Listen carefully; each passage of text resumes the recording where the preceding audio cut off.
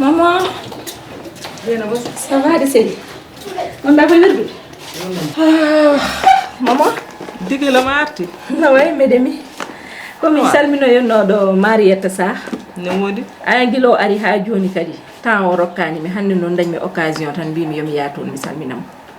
O ma salminma non no feewi. No wadi o mo sel. O may jam o mo sel. No jinna makko badi. E be jam celi hamadum. Ndaysan Marietta cukalel mojjel non. Wallahi O mojjo mo horsinma. Dum kam na wadi franchement. Wallahi. Te kadi no mbaado don ni ne weli kam sabu sukaabe sona njaada. Yo haaldu gongo. Te neddo so yidima haalantuma gongo. Te konko gongo mi yi ko gongo tan o haalantuma. Wallahi mi de weltanimo gel do cukalel yalla journo balde. Wala problème kam. Franchement neddo moƴƴo. E digelam. Naam. Est ce que ada wonde hakkille ma ruttade galle ma? Nene. Hande kadi ko dum gadduda. Neno yam. Min mede ande ko moƴƴere tan jidanda kam. Mede andi dum. Kono nene. Ana majjani. Ko ndesondirmi Tidiane faade hande. Sinno ko sagam. Tawno ko mi dañi bibbe dido haye tato. Hawmi wawma innirde biddo. Kono ayi Allah rokkani kam dum don ton. Waddi neno yam sa wi kam mi rutto. Sa yidi mi rutto kadi mi wawi ruttade mi añantama dum parce que min kala ko jidda mi yidi. Kono min mi rutto galle Tidiane. Wayat kono mi jodo do e galle he mi resaka ni. Aha. Dikelam. Ada andi de dewgal. No kumante da nde Tidiane. Windaka hen sa yi ma dañ hen biddu. Dum wadaka hen. Dewgal a natir hen sabi Allah tan ha jom bade baawde wo hokkuma bindu. Min sinno ko sagam. Taw saha fof digen fu ada dana kam tanirabo. Mede yedu men. Wala ngoppana kam do gotel mede ndarduma dum. A faami kono wona e sagam. Jeena ba neddo yahat tan koy hoddiroji ko Allah hoddiri non hakkune mon. Wallahi nene ko bida ko buri dum jinni hakkuna mi Tidiane. Kono an hay goto haalantama fof ko do tawma Ne wodi. ko buuti holliri. Min non ko dum tan jiddani no yam. Ala problème mi micco hen. E ala problème. Ko enen dendi sagoji min arandi ka sey. Wallahi ken sehila. Ida haydara musma. Ay. Kono mum micco hen ala cadele inchallah. Ala hay cadele goto. Mi nattani ko tan mijoda hen.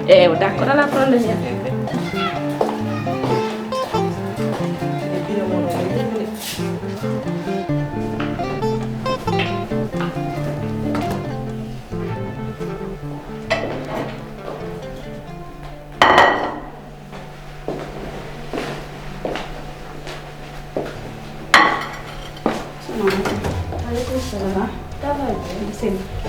Bien, merci. En fait, nous mettons pour Calista.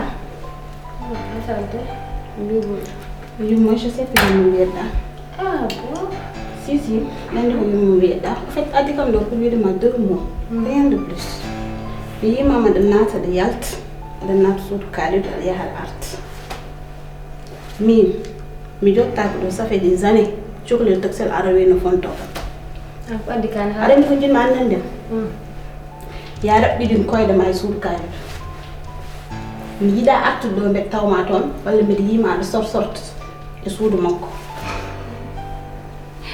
so tawi koko wonma jaleɗe addanimi ɗo min ɓurma bonde leydi jinmi tan ko ya raɓɓiɗin koyɗe maɗe e suudu makko a haalma koto heewe makko ko ɗon kaali abonnon tan ɗo sali pardon min timmami haala uɗidde ko mali keɗoɗa kam ay de un mine kaaliɗo komin dendiraɓe deuxiémement minen bokkunoɓe école jaami Maroc gartumi anani mine Aïssa komin sehilaɓe ɗum ɗon haydara wawa hen ɗum jiidu yumme baba jumon mbaali aɗum ko jiɗno andinde ko kalannomami ko mi hannimama ɗum ko ɗon kaali e heddi ko min c'est pas mon problème andala ko ɗon kaali ko kalta ko ça m'intéresse pas ok t'inquiète ok abonnon tan seul on m'avertit nak en vous deux sa yiɗa yiide jukkam woɗɗo kaalidu an a anda mine kaaliɗo ko hanki hande ari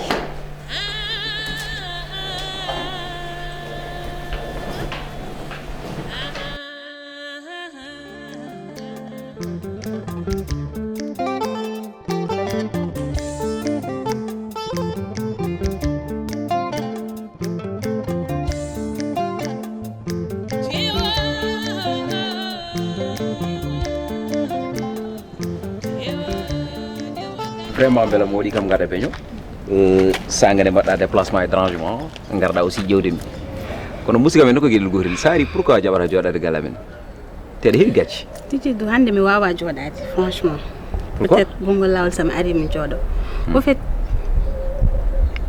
wonko jinmi namdade mata wonko jinmi humpitade wona kam ko jaam tan bisimilla wadde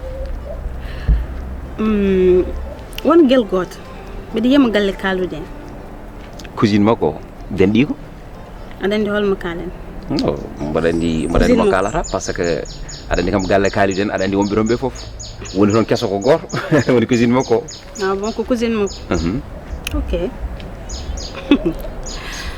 on ɗon koni hakkude makko e kalido min de mi haalnima ha gasi wima ko cousine makko ko denɗi ko en fait aussi a hewani yiidemo noon c'est normal namdoɗamo kono kanko ko janggoynoɗo o alanno ɗo ko joni o arti cousine ko tubaab yi sont faits pour les cousins wona o de c'est sûr haydara ala hakkude mabɓe non haydara ala hakkude mabɓe so tawi ko gonga haydara ala hakkude mabɓe bon aɗa andi kam so tawi yimɓe goni dendiraɓe toujours gonata koye toñodirde gonata koye yanodirde gonata koye tappodirde mais haydara ala hakkude mabɓe donc kam rassure toi haydara y a rien du tout di jeddu mi déplacé mi guil gallamen mi ari ha galle ma pour namdade ma wona min andira kam caga sinno ko sagam de kalna kam gonga par ce que min aɗa andi mi yahani haydara fijirde wona ko kalɗa ko noon mami gumma mami jaɓ ko kalɗa ko par ce que ko boni boni foof ka sehil kaalidu donc mi wawa yeddude ko kalɗa ko par ce que mi ala powmi ɗum so tawi kadi ka baɗo kam comment dirais-je bon aɗa andi ane kaalidu déjà on ɓoyɗi kadi so junngo ɓooye gaska ko jaam tawi toon kono kadi mami haalade gueɗel gotel min mi haalantama ko gandanɗa hoore ma janggo e jaam sa yi kam aɗa hutoro kam kono kadi mboɗa andi aɗa yiiɗi kaalidu ha ko gandanɗa ma yiiɗa mbuubu juuɗo e makko mami haalane noon gueɗel gotel kiram kewɗam heewi ko addude ceerigo woto hirat ɗaɗa hirde ko noon ɓurtanene yesso ko lawol sellam ala ko haala joni jeermi doucement après ha jettoyɗa jarani kadi hiire kaalidu ko kaalidu moto ko an tagi jamma e ñawmo suba ko kaalidu ko haalama jam vraiment ka jontan nana wonanda waji ok d'accord il n'y a pas de souci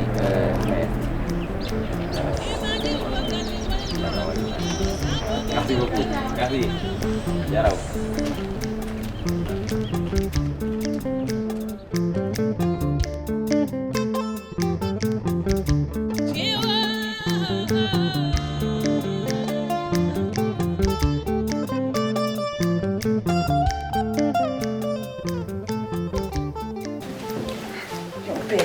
wota ruttu taw jooɗo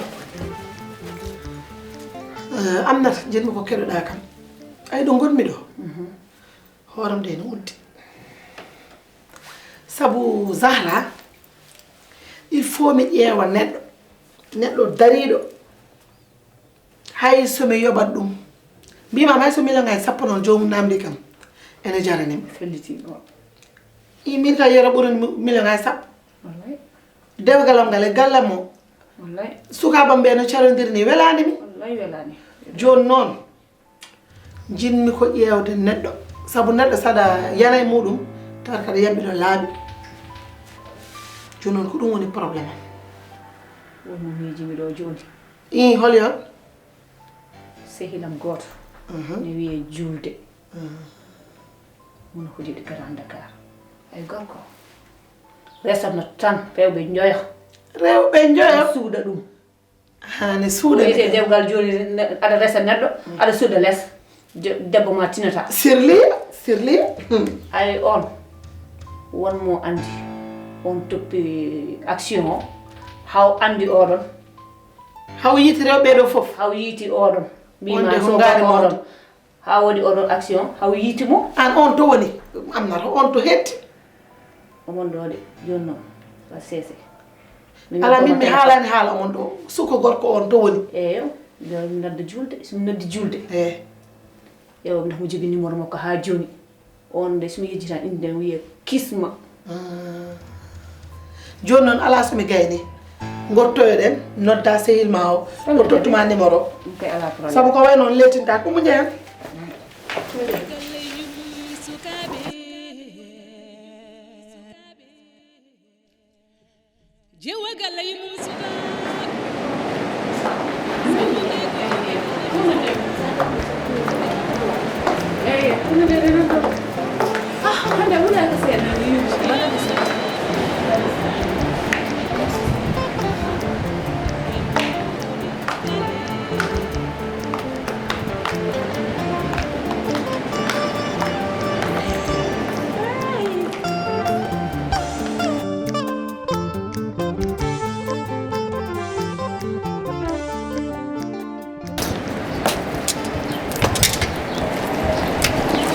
an yawno leydi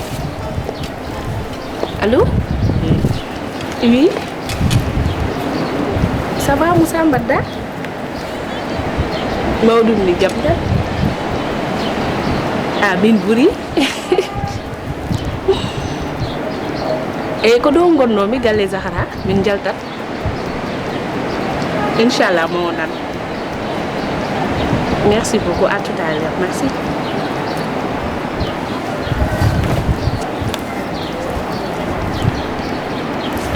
makadanda Moussa Diallo la anda Moussa Diallo han sihli yoro godno Amérique Moussa Diallo i jam andi do honen mbaɗan échangeante numéro aji min ɓeeɗi arde ɗo ko ɗo gandi ɗum wonde arno ɗo nde 11 jours dimanche o ɗum kadi haalde mum ko ni yeeso ma ngo no waɗa barka noɗɗomo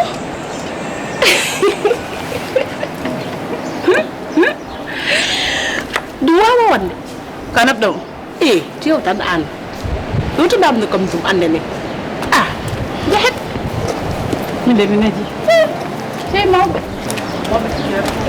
haydara ala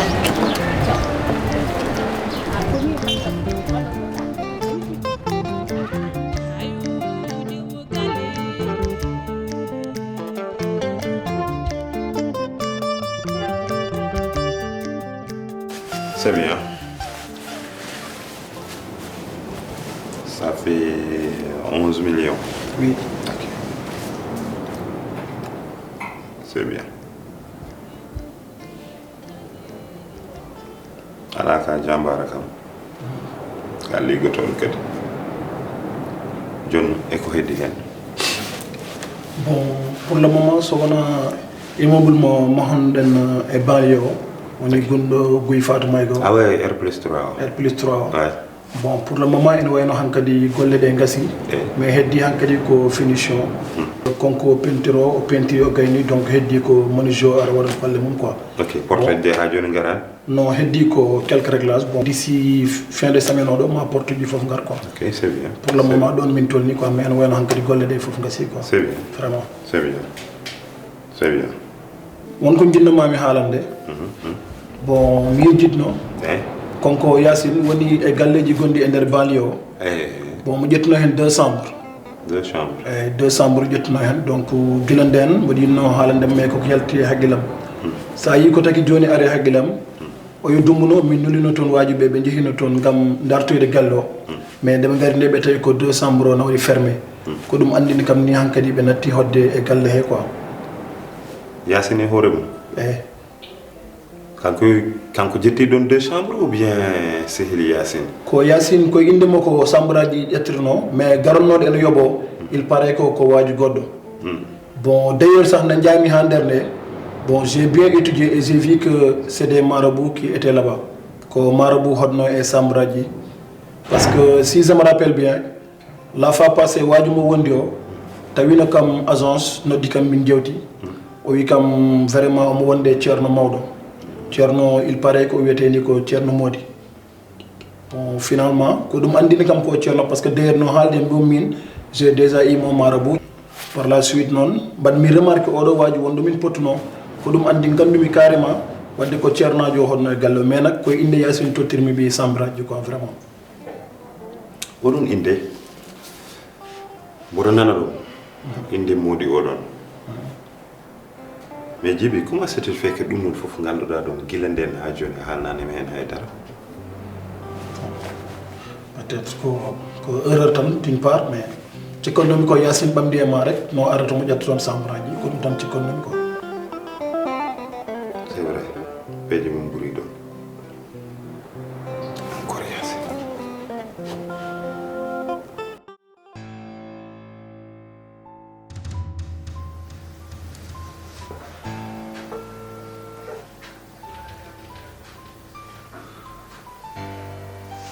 allo salaamaaleykum. maaleykum salaam. Badda. Asili. Kisma de. Sisi ko kisma. Badda asili. Jam tan ni alhamdulillah. Mawlu min Aminata. Won baddude amen. Eyi. D'accord. On tudde mi numéro ma yum nodde.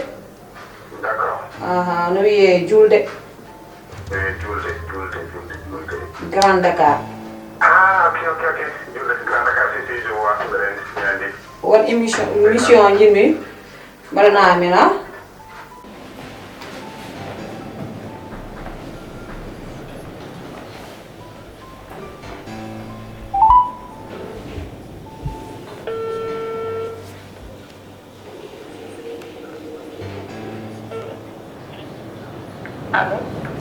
allo oui Oui. Yacine ça va Ça va, j'aime mbaɗɗa de seeɗa bien. ok an ko woni hakkunde ma e Aissata Kosa si il y a quelque chose qui va pas Quelque chose qui va pas. C'est grave là. non parce que mi tawima nder suudu makko o jaɓani yaltude omo waya wi ka tikkandomo so noddima jettata a jaɓata haaldude e makko quel est ton problème non quel est ton problème ɗum jiɗmi andude holko woni probléme ma non écoute o ko cukalel so wonano kanko hande hay goto haalata haala goddum yimɓe haalata wona vrai ou faux non écoute ko waɗi ko an sa yettanimo hen jarani kada tikkanomo ko joguiɗa bernde non écoute ko joguiɗa bernde bonde foof kam ɓinguel ma kam so waɗimo sowe alay sago sa wawa yettudemo pourquoi aɗa tikkanomo par ce que o waɗi o haalni kam par ce que ñamde nde wonko woni hen ɗum tagui tikkanɗamo non eyi Bonne mission, on dit donc d'accord, il n'y a pas de souci. Il y a un peu de temps. eyi Et puis, je de ma SMS ou le minute. d'accord ala probléme Ok. emin keɗima jarama Il n'y a pas de souci, ma minute de SMS. d'accord Inch'Allah. Et puis, je me dis que je vais confirmer si c'est surtout disponible. D'accord. Je comprends de vous. inchallah eyi kay Merci. merci beaucoup a jarama Merci beaucoup. Au revoir. ok toɗo mi haalno ya Yacine non holko tagma ñakkude fayda ɗum jinmi andude Holion? Deux choses kalantu mami. So taw ada jogi ñak gol fayda. Jewta parno dam dum. Anane no miru mami ni. O ko cukalel sa yettani mo sa wadanani mo ko weli sa wadanani mo ko mojji a fotani bernude berne makko a bonni berne amen minen fof yoni hankadi yoni ha non hankadi yoni et que ça soit la dernière fois kadi cette fois-ci so taw ni no continue so sa rena ko min hala min kalata ko godduma yo yetto don ok awawa hala ok yo continue ma andut ara andi an ko gonda e wadde ko parce que yimbe be ko woppuduma hen dum non tagi ara wada ko mbarata ko ñak fayda ha pour ala mo tikkanta so wona bingel ma sans vergogne ana hersatani ana hersatani an podda ko jewdon holno mbarata pour yimbe be jafuma ko mbarata ko badda ko kono wona ada jewo beydude kadi voilà faire de kadi n'importe quoi qui ça witi kam non mi wanma ko boni hein. J'ai dit que ça soit la dernière fois à et tu parles trop.